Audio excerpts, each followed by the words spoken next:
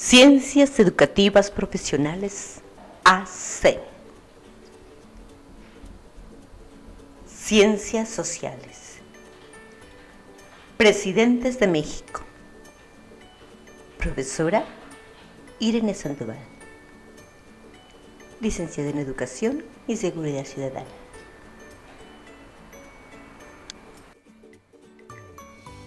Primer Presidente de México. Guadalupe Victoria. Segundo Presidente. Vicente Guerrero.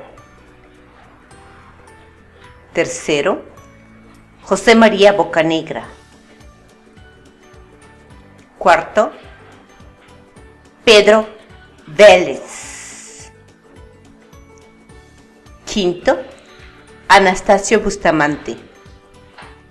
Sexto, Melchor Musquiz. Séptimo, Manuel Gómez Pedraza. Octavo, Valentín Gómez Farías.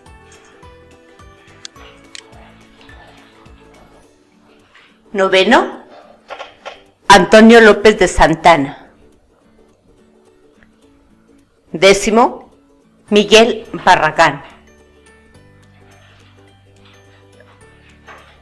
Onceavo, José Justo Corro. El 11º Presidente de México, José Justo Corro. Fecha de gobierno del 2 de marzo de 1836 al 18 de abril de 1837. Partido político conservador. Lugar y fecha de nacimiento, marzo de 1794 en la ciudad de Guadalajara, Jalisco. Lugar y fecha de fallecimiento, 18 de diciembre de 1864 en Guadalajara, Jalisco. Fue un político y abogado muy reconocido en el país. Su papel más importante en la historia de México fue el haber sido presidente interino de la República Mexicana, tomando el poder en 1836. Justo Corro estudió en la ciudad de Guadalajara la carrera de abogado. Se casó con Juana Fernanda Ulloa. Su carrera política la comenzó siendo diputado del Congreso Constituyente en el año de 1824. Posteriormente se lanzó como candidato para ser gobernador del estado de Jalisco y obtuvo dicho puesto. Estuvo en dicho cargo del 22 de septiembre de 1828 al 1 de mayo de 1829. Fue ministro de Justicia y Negocios Eclesiásticos del 18 de marzo de 1835 al 26 de febrero de 1836. Cuando Miguel Barragán se encontraba en el poder, cuando Barragán murió, el Congreso nombró a Justo Corro presidente interino del país, estando en el poder del 27 de febrero de 1836 al 19 de abril de 1837, o sea, 2 meses. En dicho periodo, Justo Corro trató de mantener estable el país, sin embargo, se vivían muchas crisis y enfrentamientos. Después se enteró del fracaso y captura de Antonio López de Santana en el estado de Texas. Trató de organizar nuevos enfrentamientos para liberarlo, pero no dieron resultado. La historia señala que Justo Corro era poco energético. El país se hundió más y se suspendieron las relaciones con el estado de Washington.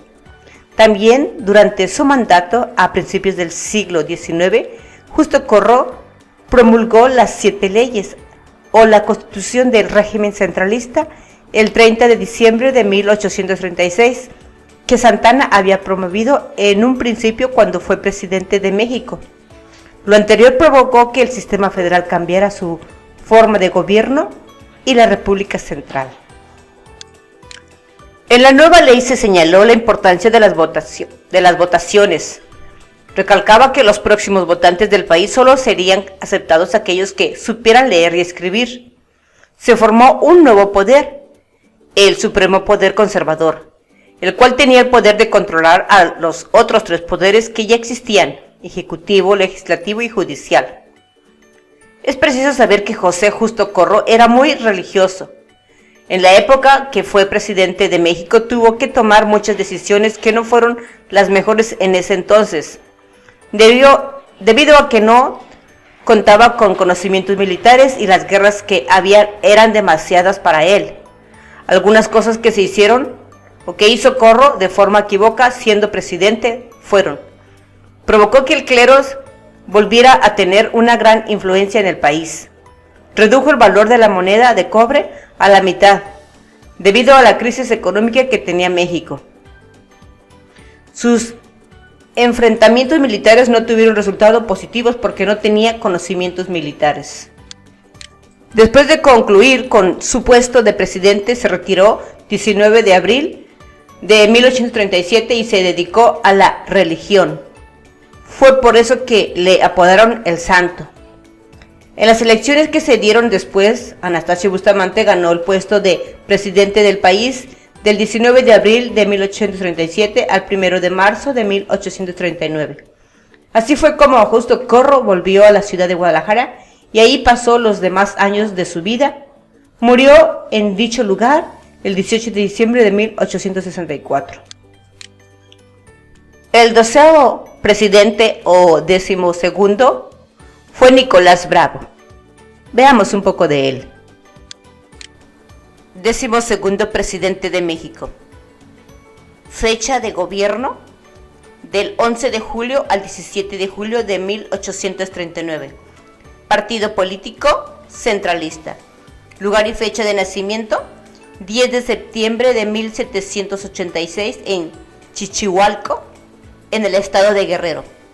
Lugar y fecha de nacimiento 22 de abril de 1854 en Chichihualco, Guerrero. Biografía. Su nombre completo fue Nicolás Bravo Rueda. Fue militar y político mexicano. Su puesto más importante en el país fue el de presidente de México en 3 ocasiones, cuyos periodos fueron del 11 de julio al 17 de julio de 1839, del 26 de octubre de 1842 al 14 de mayo de 1843, del 28 de julio al 6 de agosto de 1846. Sus padres fueron Leonardo Bravo. Se casó con María Antonieta Guevara y Muñiz. Formó parte de las fuerzas militares de Hermenegildo Galeana, en Chichihualco, Guerrero. Tenía una buena reputación en la sociedad. Las personas lo consideraban generoso y de buena voluntad. Sin embargo, en el aspecto político eso no fue suficiente. Bravo obtuvo el puesto de presidente de México en el periodo del 11 de julio al 17 de julio de 1800. Durante su mandato trató de anular las disposiciones que había implantado Antonio López de Santana en las ocasiones que fue presidente del país. Nicolás Bravo fue un hombre decidido, ya que en el año de 1842 disolvió al Congreso, aprendieron a diputados y los encarcelaron. Los aspectos más destacables de Nicolás Bravo que sucedieron durante su puesto de presidente fueron: se dio la guerra con los Estados Unidos y fue cuando Bravo, apoyado por otras personas, se levantó en armas para defender a su país y estuvo al mando del ejército. Dirigió al ejército en la batalla de Chapultepec en la Ciudad de México. Fue un militar y político con muchas victorias y siempre trató de defender a su país ante todo. Se unió al famoso Plan de Iguala, promulgado el 24 de febrero de 1821 en la ciudad de Iguala, de la Independencia, en el estado de Guerrero. Fue cuando Iturbide le dio a Bravo el rango de coronel del ejército republicano. Nicolás Bravo terminó su corto periodo de unos días como presidente. Por segunda ocasión volvió a tomar el poder el 26 de octubre de 1842 al 14 de mayo de 1843 y, posteriormente, del 28 de julio al 6 de agosto de 1846. Después de su tercer periodo se retiró de la política. Se fue a vivir a la hacienda familiar cerca de Chilpancingo, Guerrero. Lo hicieron prisionero y lo trasladaron a la Ciudad de México. Estuvo en prisión por mucho tiempo hasta que se dio el cambio de régimen y se le otorgó el perdón en el año de 1820.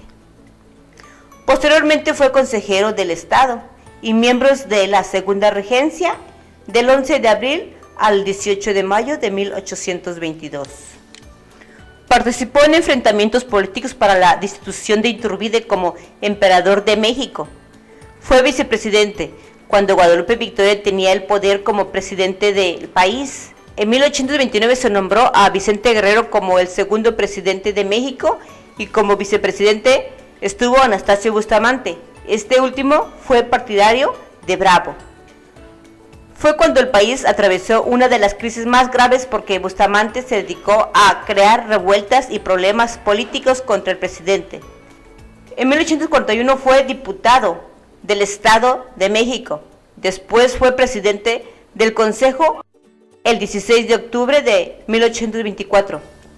Volvió a lanzarse como candidato para la presidencia de México y ganó el poder. Fue presidente por tercera ocasión del 28 de julio al 6 de agosto de 1846 y como vicepresidente estuvo Paredes. El 13º presidente de México fue Francisco Javier Echeverría. Biografía. Su nombre fue Francisco Javier Echeverría Migoni. Fue comerciante, pero su puesto más importante por el que fue y es reconocido en la historia de México fue el haber sido presidente del país. Sus padres fueron Pedro Miguel Echeverría Meoqui, María del Rosario Francisca Migoni Godoy. Provenía de una familia de mucho dinero.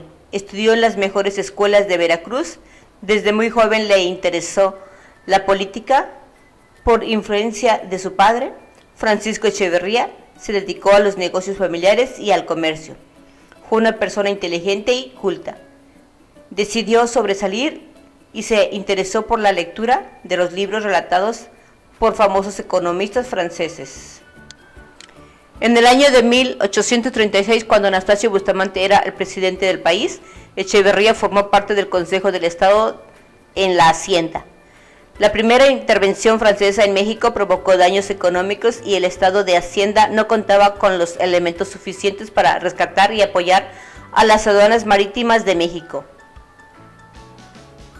Los logros más importantes que realizó Javier Echeverría durante la administración de la Hacienda del país fueron: dejó libre las rentas interiores del país, destituyó a los empleados poco trabajadores y fieles. Con los movimientos internos de la Hacienda se pudo volver a organizarla. Estableció el crédito y mantuvo operaciones correctas en la administración de la Hacienda. Todo marchaba bien, sin embargo, dos personas del gabinete de Echeverría autorizaron la importación de las tropas de la frontera por puertos del norte que estaban prohibidos. Cuando Echeverría se enteró de lo sucedido, decidió renunciar en el año de 1841. 14º presidente, Valentín Canalizo. Veamos un poco de él. Presidente de México. Fecha de gobierno del 7 de octubre de 1843 al 4 de junio de 1844. Partido político conservador. Lugar y fecha de nacimiento: 12 de febrero de 1794 en Monterrey, Nuevo León. Lugar y fecha de fallecimiento: 20 de febrero de 1850 en la Ciudad de México. Biografía. Su nombre completo fue José Valentín Raimundo Canalizo Bocadillo. Fue militar mexicano y fue quien más obedecía las órdenes de Antonio López de Santana cuando fue presidente del país en varias ocasiones. Canalizo es reconocido por haber sido presidente interino de la República Mexicana en 2 ocasiones. El siguiente periodo fue del 21 de septiembre al 6 de diciembre de 1844. Sus padres fueron Vicente Canalizo y Josefa Bocadillo. Se casó con Josefina Dávila, vivió un tiempo en la ciudad de Querétaro, fue cadete del régimen provisional de infantería en Celaya. En 1814 participó en las acciones de la Purísima y San Miguel del Grande. Posteriormente, en el año de 1815, estuvo en el ataque a Valle de Santiago y resultó herido del brazo derecho. Apoyó a Iturbide desde 1820. Debido a eso, Canalizo formó parte del ejército trigante mexicano y también conocido como Ejército de las Tres Garantías, encabezado por Agustín de Iturbide y Vicente Guerrero. Juró la independencia de México el 2 de marzo de 1821. En el año de 1821 lo ascendieron a teniente coronel. Formó parte del plan de Casa Mata de 1823. En 1830 inició la campaña de la ciudad de Puebla, formando parte de las Fuerzas Armadas dirigidas por Eligio Ruelas. Después de un año fue nombrado comandante general de Oaxaca. La historia señala que Valentín Canalizo fue miembro del Consejo de Guerra, el cual castigó a Vicente Guerrero con la muerte. Los puestos y aspectos más importantes que realizó Valentín Canalizo fue prefecto de la ciudad de Cuernavaca, Morelos. Fue teniente gobernador del Departamento de México. En el año de 1836 fue nombrado general de brigada y comandó al ejército del país. Fue comandante de la División del Norte del país, entre otros.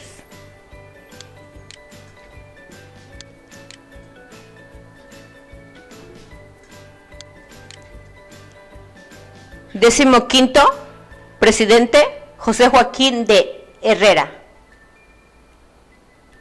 16º, Mariano Paredes y Arrillaga. 17º, Mariano Arista. 18º, José Mariano Salas. 19º, Pedro María Anaya. 20º, Manuel de la Peña y Peña.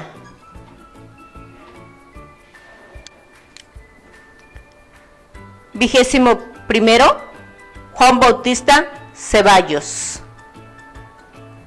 22º, Manuel María Lombardini. 23º, Martín Carrera. 24º, Rómulo Díaz de la Vega.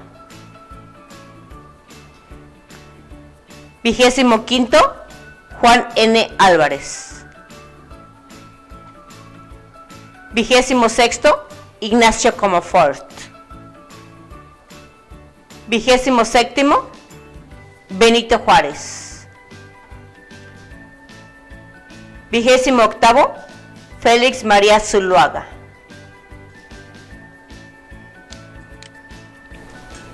29º, Manuel Robles Pezuela. 30º, Miguel Miramón. 31º, José Ignacio Pavón. 32º, Sebastián Lerdo de Tejeda.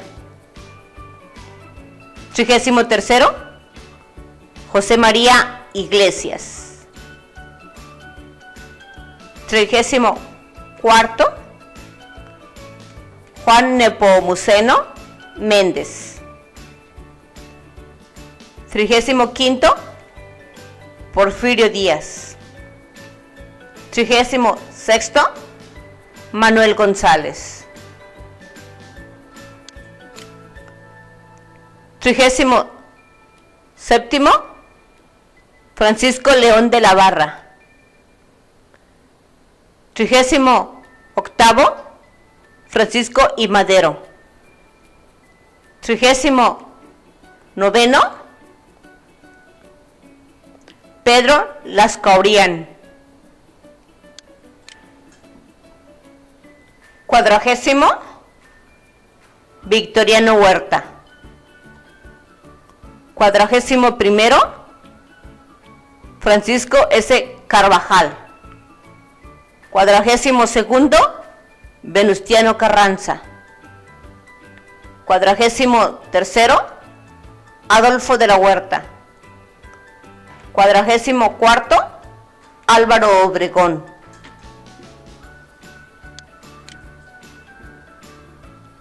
45º, Plutarco Elías Calles. 46º, Emilio Portes Gil. 47º, Pascual Ortiz Rubio. 48º, Abelardo L. Rodríguez. 49º, Lázaro Cárdenas. 50º, Manuel Ávila Camacho. 51º, Miguel Alemán Valdés. 52º, Adolfo Ruiz Cortines. 53º, Adolfo López Mateos. 54º, Gustavo Díaz Ordaz. 55º, Luis Echeverría Álvarez. 56º, José López Portillo. 57º, Miguel de la Madrid. 58º, Carlos Salinas de Gortari. 59º, Ernesto Zedillo Ponce de León. 60º, Vicente Fox Quesada. 61º, Felipe Calderón Hinojosa. 62º, Enrique Peña Nieto. Estos son los presidentes de México que hemos tenido. Algunos ya se han estudiado poco a poco, salteados, y pues hay que seguir trabajando con ellos, pero de esta forma ya tienen una idea general del orden de los presidentes.